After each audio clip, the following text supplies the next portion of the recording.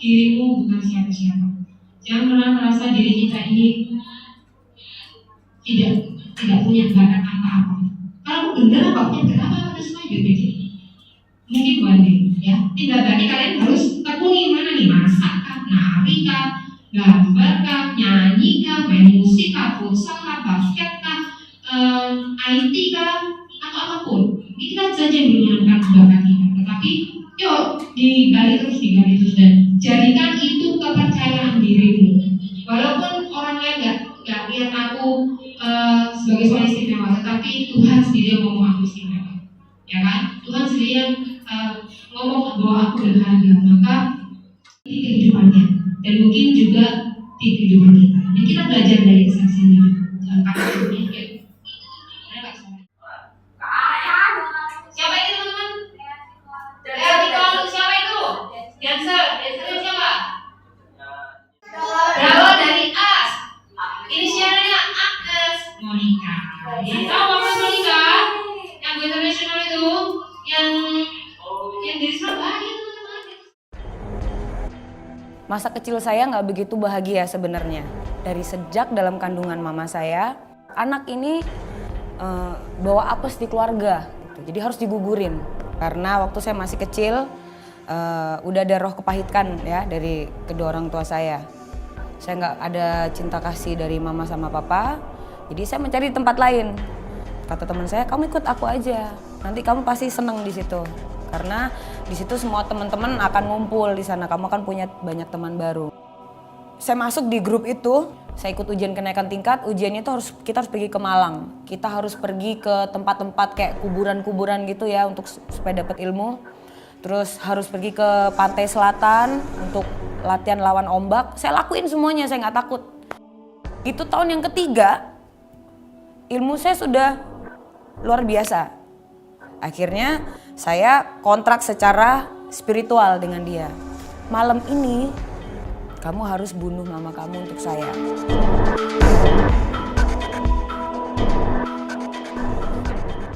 Pada saat saya mau pergi tidur, tiba-tiba badan saya tuh kayak dipegang sama dua orang malaikat. Pipi saya nempel di lantai. Saya mau maksa melihat ke atas, tetap saya nggak bisa. Sampai akhirnya saya bilang, kamu siapa dan kamu maunya apa?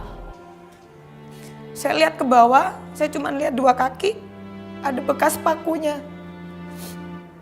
Saya tahu tuh kakinya siapa. Saya kan bilang sama kamu, saya benci sama kamu. Saya nunduk itu, saya nggak bisa ngeliat ke atas. Tapi Tuhan jawabnya beda. Karena aku cinta sama kamu, aku datang ke sini. Baru saya berserah, badan saya lemes, saya percaya sama omongannya dia. Saya tidur di lantai, tiba-tiba di kamar saya tuh berubah.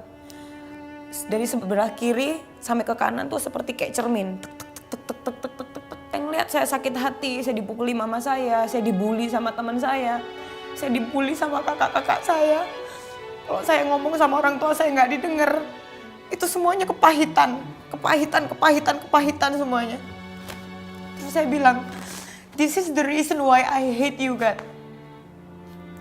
Sampai akhirnya Tuhan bilang, saya janji mulai detik ini kamu akan selalu tahu bahwa aku cinta sama kamu. Dan itu terjadi.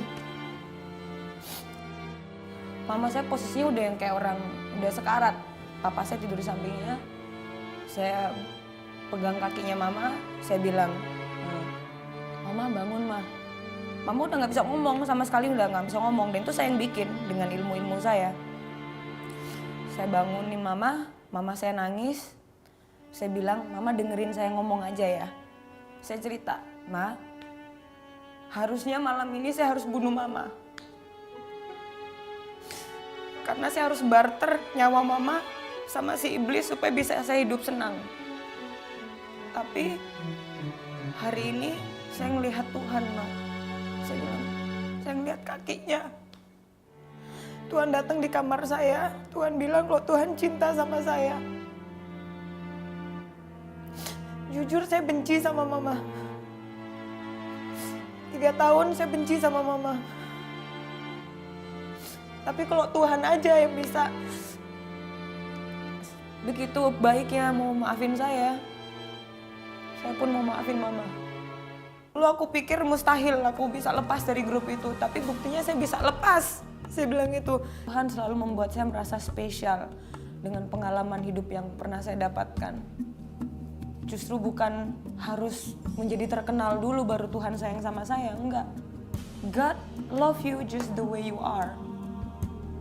Tuhan cinta sama kamu seperti apa adanya kamu. Ninggalin kamu, bukan Tuhan yang ninggalin kamu. Tapi kamu sebenarnya yang terlalu malu untuk dekat sama Tuhan, padahal dia selalu welcome.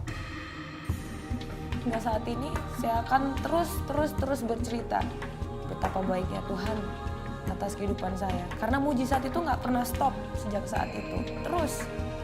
Saya Lea Tikwalu, ini aku dan sebuah cerita. Apapun yang menjadi masa lalu kita, mungkin kayak kakak tadi kita ditolak, kita enggak itu tadi dibully,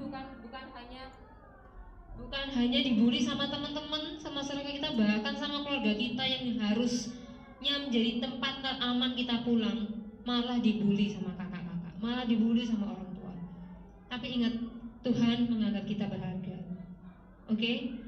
Tuhan mengasihi kita. Tuhan menerima kita apa adanya. Ciptaan yang lama, orang yang lama, karakter yang lama sudah berlalu, teman-teman. Yuk, proses kita nggak usah lihat ke belakang.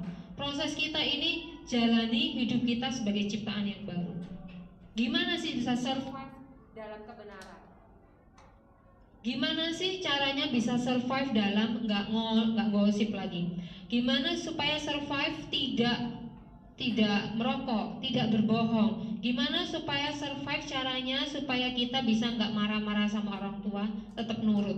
Itu yang harus kita pikirkan. Nggak usah ngomongin orang lain, circle kita yang seperti ini, seperti itu.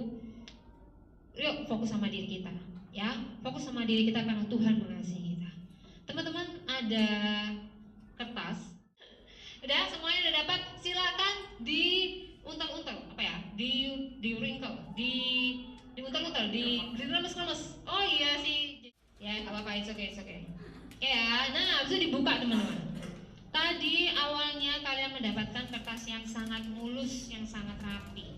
Setelah itu dosa datang, gosip datang, berbohong datang, mencuri datang, pikiran negatif datang, pikiran-pikiran porno datang, gitu ya, nge-vape datang, meso-meso datang, apalagi berbohong datang. Akhirnya kertas ini ternyata dosa-dosa itu membuat kertas ini tidak mulus lagi. Benar ya? Oh tidak, harusnya tidak mulus. Tetap ada kerutan-kerutan, tetap ada wrinkle-wrinkle di sana. Nah, teman-teman, silakan instruksi selanjutnya adalah buatlah satu dari kertas yang ini jelek nih ya. Buatlah satu hal yang baru. Mau jadi apa tadi? Pesawat kayak, mau jadiin apa aja. Pokoknya dari satu kertas yang udah jelek ini, jadikan satu hal yang berguna. Satu hal baru yang berguna. Oke, nanti kita akan share ya. 2 menit, oke, yuk dilanjutin. Mau dijadiin kertas coret-coretan, mau jadiin apa, blade gitu ya, bisa bikin blade nggak? Kita pelajari apa coba? Tentang yang buruk menjadi yang baik. Walaupun hidup kita sama seperti kertas tadi sudah jelek, kusem, kusut gitu ya, dengan dosa-dosa, tapi karena kita sebagai ciptaan baru, maka kita tidak punya kertas yang baru, ya. Kertasnya tetap, dosa-dosa itu mungkin sebagai masa lalu kita, sebagai pembelajaran kita. Tapi yuk sama-sama kita fokus sekarang bagaimana kita bisa membentuk hidup kita yang seperti ini nih menjadi satu benda, satu kehidupan yang lebih baik lagi. Dengan satu topik ini mungkin akan jadi satu hal yang lucu, satu hal yang menyenangkan buat Nike, buat orang lain. Oke ya. Kerutan-kerutan ini tidak bisa hilang. Kita nggak bisa menjadikan dia mulus lagi. Itu menjadi menjadi pengalaman kita. Mungkin kita pernah berbohong, kita pernah dimarahi orang tua. Itu jadi pengalaman kita, teman-teman. Tapi yuk sama-sama fokus untuk bagaimana merubah hidup kita menjadi sebuah karakter yang baru. Jadi suatu ciptaan yang baru. Mau jadi apa? Mau jadi sebagai bola boleh, sebagai pedang boleh, sebagai kipas boleh. Tetap ada sesuatu yang berguna, tetap ada sesuatu yang baik yang kita bisa kerjakan dan kita bisa lakukan. Dunia boleh katakanku. Yang keras, yang keras, yang keras. Dunia boleh katakanku. Siapa yang penting kita dengar apa kata Tuhan. Ku hanya dengar apa kata Yesus. Apa Tuhan katakan? Dia katakan, aku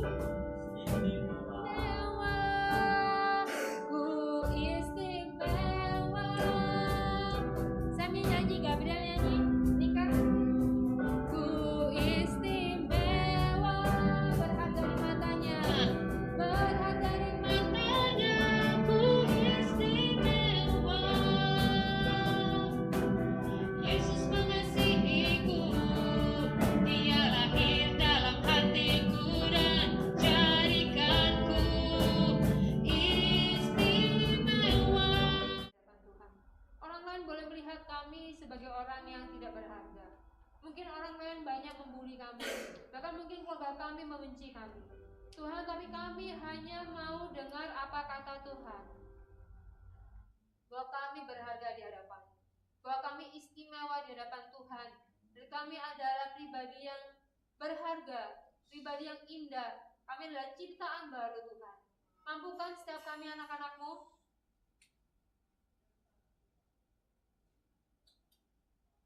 untuk kami dapat fokus bagaimana hidup sebagai ciptaan yang baru. Kami tidak mau mendengarkan apa kata dunia. Kami tidak mau mendengarkan apa kata hal-hal negatif yang mempengaruhi kami. Tuhan tolong mampukan, Roh Kudus tolong bekerjalah, berkaryalah dalam kehidupan kami anak-anak. Tuhan, kami mengucap syukur, Engkau yang berkati kami semuanya, Engkau yang memakai kami terus untuk memuliakan nama-Mu. Teman-teman, mari kita bagi. Buka tangan teman-teman. Tuhan berkati setiap kami semuanya. Tuhan berkati setiap anak-anak remaja di tempat ini.